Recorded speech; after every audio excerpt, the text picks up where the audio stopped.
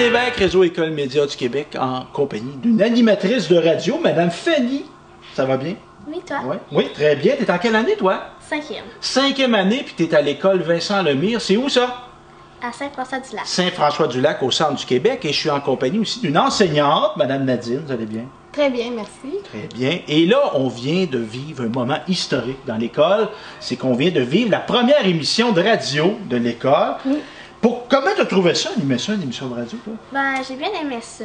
Tu as bien aimé ça? Ouais, j'étais stressée un peu avant. OK. Ben, finalement, ça a bien été. Fait que là, on a eu la mise en onde, la diffusion d'émissions, mais avant ça, as-tu fait des choses comme pour la préparer, ton émission? Ben, j'ai écrit les questions, le texte avec Mme Nadine. OK.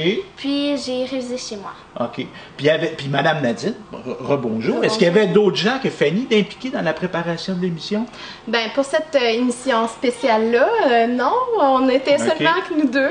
Mais il y avait un concours, il y avait des gens qui s'occupaient de ramasser les Pendant l'émission, le concours a été diffusé. Donc hier, on avait fait l'annonce du concours. Puis aujourd'hui, ben c'était le concours. Et oui, il y avait d'autres élèves de ma classe là, qui étaient responsables. Ouais. Puis ça, bon, évidemment, c'était la première émission, mais de produire une émission de radio, ça, vous allez l'intégrer en classe. Hein? Oui, oui, oui, oui. Pourquoi vous faites ça? Pourquoi une émission de radio? Puis pourquoi pas une autre activité?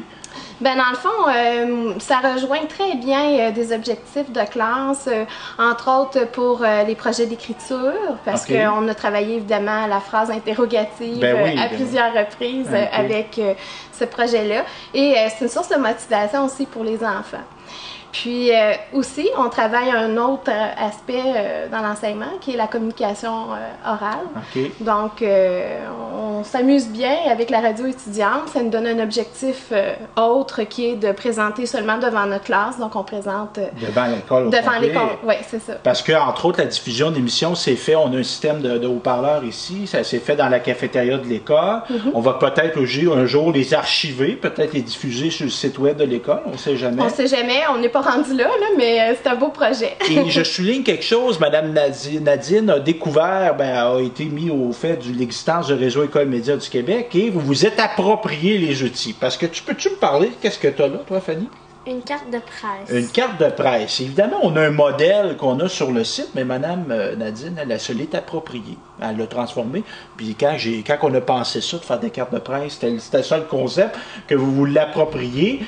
Puis aussi, vous êtes approprié des documents pour, dans le fond, de donner des pistes pédagogiques. Et ces documents-là que Mme Nadine a transformés, qu'on avait des produits, ils se retrouvent entre autres sur le site web remq.org.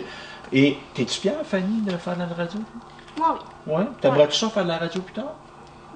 Je sais pas. Je sais pas. Non. Mais c'est pas grave, mais au moins, il y a une communication qui se fait, puis il y a une préparation aussi qui se fait en classe. Mais je vous félicite, les filles, Mme Fanny, Mme Nadine aussi. Un gros bravo, puis on dit un beau bonjour.